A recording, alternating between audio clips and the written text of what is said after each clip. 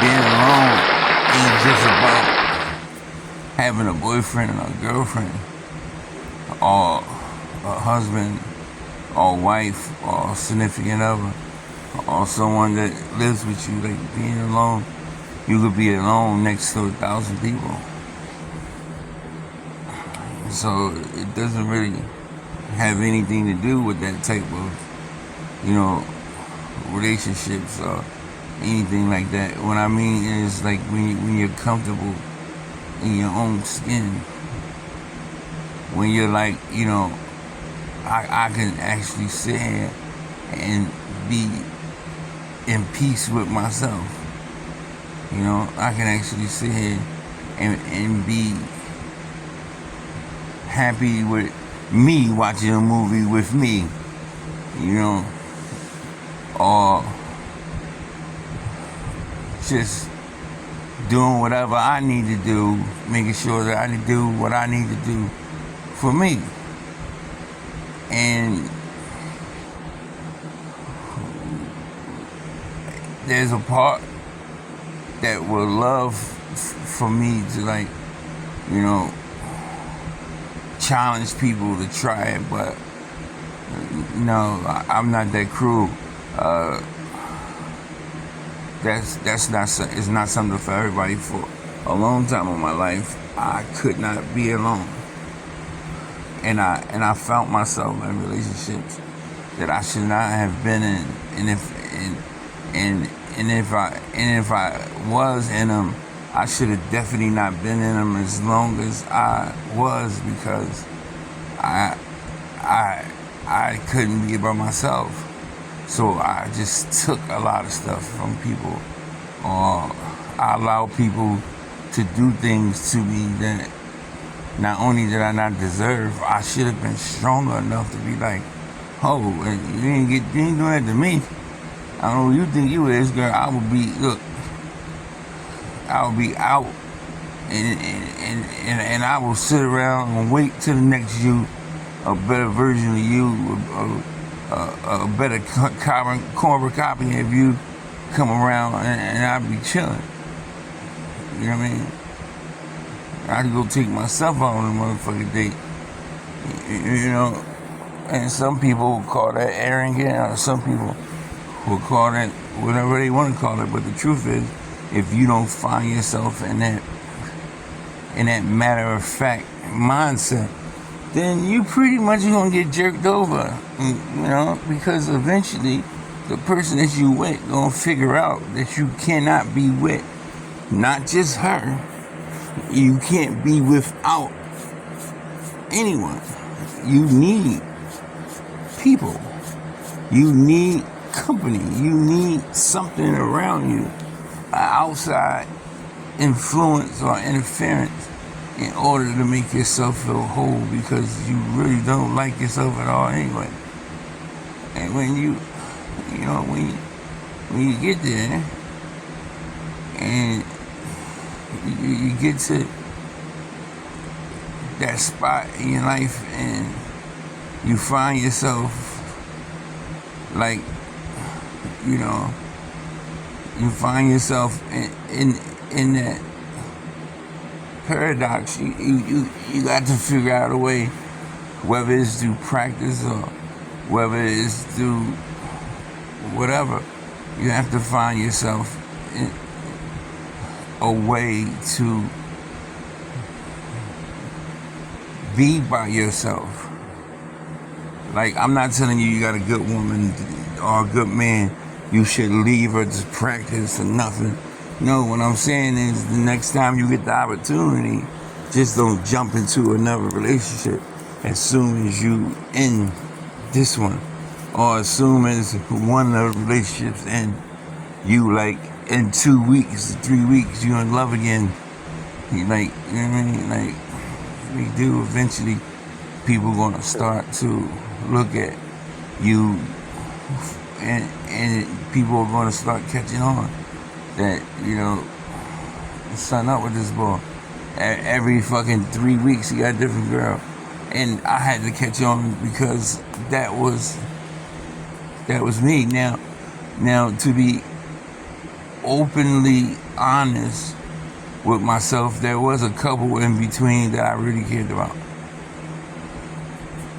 It had nothing to do with needing company or nothing. And truthfully speaking, I would have rather it been my problem than to have to be emotionally attached the way I was, because it's a very hurtful thing to break up or to not be with someone who you had all of these plans with.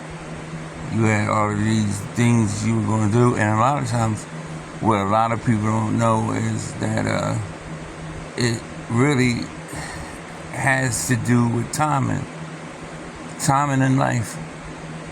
You met that person at the wrong time. You met that person at the wrong place. You met that person at the wrong period of your life, because if you would have probably met them, like, if you would have probably met them when such and such, or when you were delivered from such and such, or you probably would have met them when you were on the path that you on, whatever path you on, things would have probably worked out different. Me, I don't regret anything because I can't afford to, because my feelings and my emotions are real, and because my feelings and my emotions are real, I would really regret it. Like not leniently regret it. I would really regret it. So I can't really concentrate on those kind of words that I hear a lot of people concentrate on, like regrets and stuff like that. Like, no, I really can't. I just have to accept life for what it is, and what life brings me now, I'm supposed to have now. And when it took me from, it was supposed to take me from. And that's deep, but and a lot of times it ain't always got to do with, like, okay, this person was a super bad person, or God seen something that I didn't see, or he heard something that I didn't hear. No, it don't always have to be some type of negative. It don't always have to be some type of negative thought process behind it. It just might not have worked, and that's it.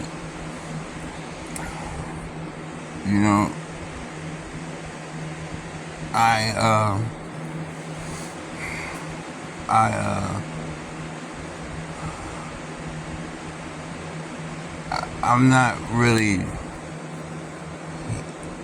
in a position, nor would I think I'm going to get personal when it comes to pretty much anything, as far as like what's going on in my life, or what's this or what's that. I just know, just everybody should know who care about me, that I'm in a very, very good headspace right now, and a lot of people probably didn't know that drinking and living crazy, because I am a little shy, I ain't gonna lie. You know what I mean? When I be out there, I be out there. And not doing none of those things was something that because in order for me to make that statement, I had to put it out there in some form or fashion that in one point in time in my life it was a problem, and the problem wasn't, I keep trying to explain to people, and hopefully one day God give me the right words to explain to all the people who he wants to get the message, not who I want to get the message, but who he wants to get the message, that a lot of times it really wasn't like, it really wasn't like alcohol. It really wasn't. It was just the way I treated people, or the way I talked to people, or the things that I allowed myself,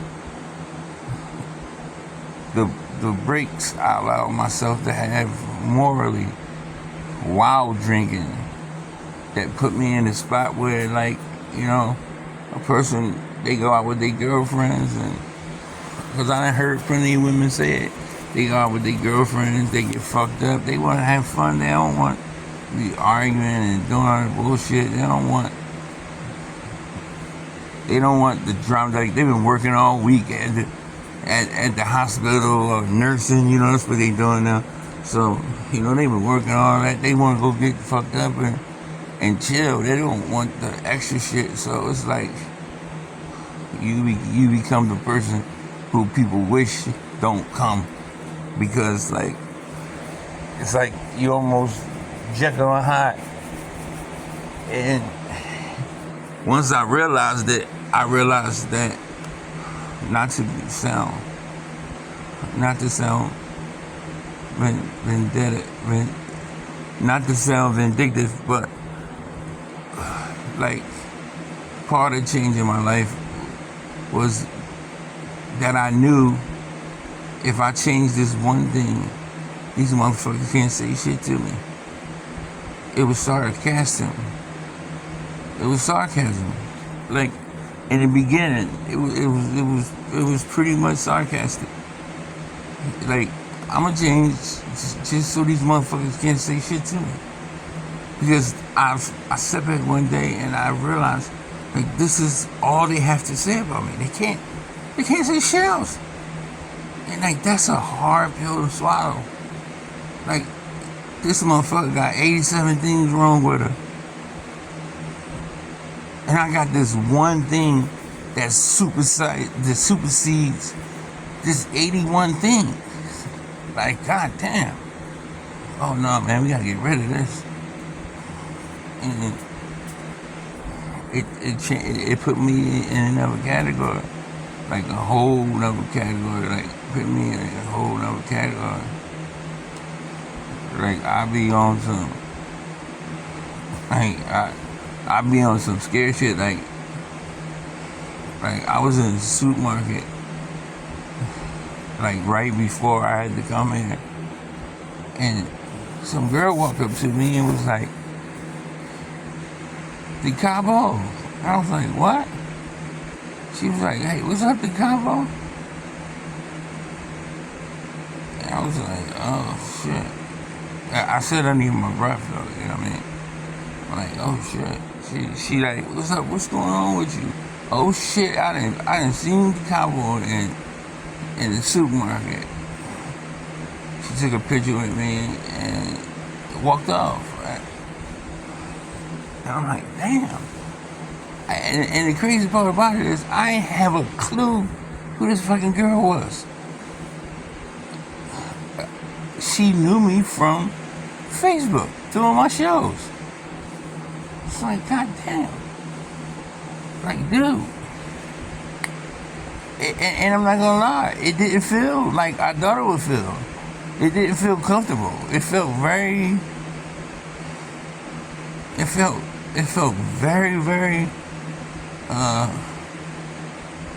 felt very strange that someone knew who I was. I ain't have a clue who the fuck they was. It felt very strange. Like, you know what I mean? Like, nah, this pretty much, yeah. Cause you gotta remember, I'm with somebody too. So like, I'm with somebody and motherfucker just, and she know me from there, and she know me from there, and I was single at the time. Well, people say I'm single now. Like, if you ain't married, okay, cool. Well, basically, like, I wasn't like locked down to anybody, but she knew me from the show, and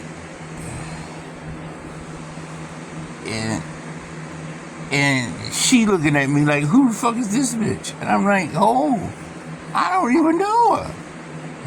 Like, I don't know her. And like that becomes like, who want that problem? You having to explain that this is just some random ass fan. You don't even fucking notice it. Like, hey, you gonna explain it to your girl? Do you think your girlfriend gonna be going for that shit every single time it happens? She was like, you know, this one of these bitches, you know. So, it wasn't what it was cracked up to be, or what I thought it was gonna be cracked up to be. Now I'm kind of used to it. Then I'm like, oh, what's up, man? If a girl don't know, and 9 times out of 10 I met her through the same channel on Avenue, then fuck it. I mean, I ain't trying to motherfucker talk you into something that you should already know. It's simple. If you did braids and a motherfucker walked up to you and chicks was always walking up to you, talking, asking you for your phone number, I'm not gonna say, oh, you a fucking lesbian. No, you do braids. They want their fucking hair done. Yeah.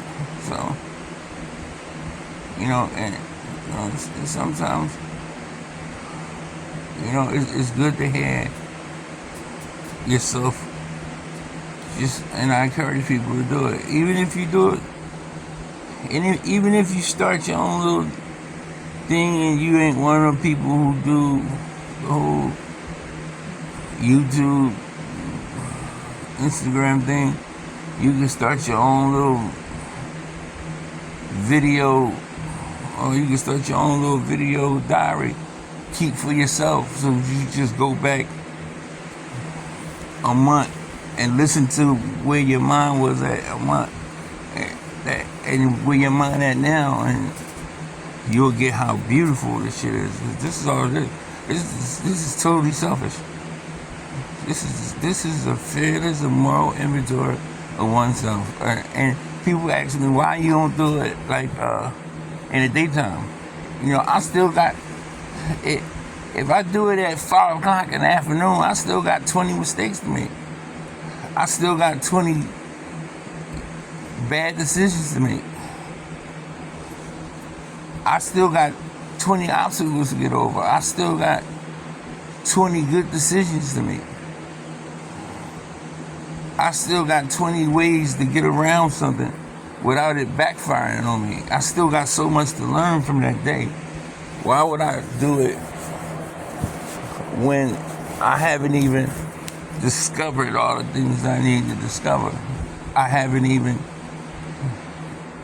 got to a place where, okay, what's the main goal? The main goal is the main thing. What's the main thing? You be better tomorrow. Be better than you were today. You be better tomorrow. And there's only one way that you do that. You gotta figure out the day. There's only one way you do that. You gotta wait till the day is over. You can't figure out the day halfway through the day. And then people wonder why I end up where I end up at, because I always knew the answer. I just wasn't willing to put in the work that it took for me to get the result from putting in the work. Now that I'm starting to put in the work, I'm starting to actually see that you go to the gym, you work out. You look in the mirror when you get home, you see nothing. You go to the gym, you work out. You go to the mirror, you see nothing. You do that for about a week, 2 weeks, the average person is going to stop. Let's keep it real. Because they don't see any results. They can feel it. Right? They can feel stronger. They can feel better. Their health can start being better. Everything. But they'll stop because they don't see any results.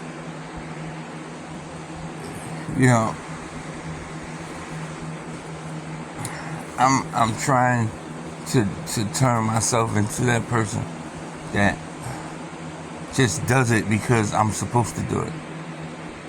The results gonna come anyway.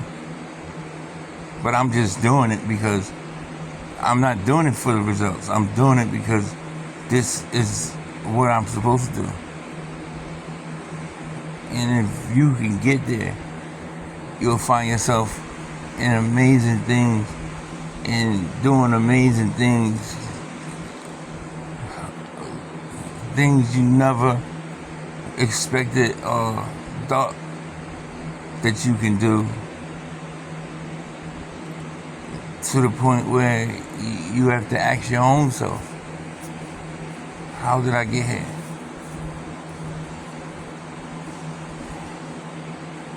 Like, how did I get here?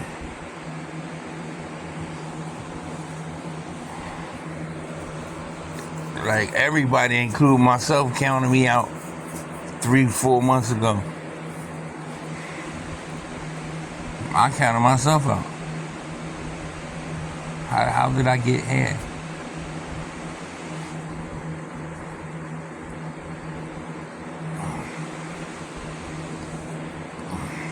Once again, it's your boy, like always. You know, sometimes it's long, sometimes it's short. Sometimes you'll listen to it, sometimes they'll catch your attention and you'll listen to a whole one. Sometimes you'll listen to some of it, or some things that catch your attention. Sometimes you'll fast forward, you'll rewind. But the key thing is that if you do find yourself listening to the sound of my voice, at least you can pat yourself on the back, because you made the righteous step to try to learn something. And you took a break from something that can't teach you how to be nothing but more dumb. TV or your phone. And you took that negative and that positive battery and you put it together and you didn't ask any questions. Because questions ain't always good. Decopbo 2.1. 2.1.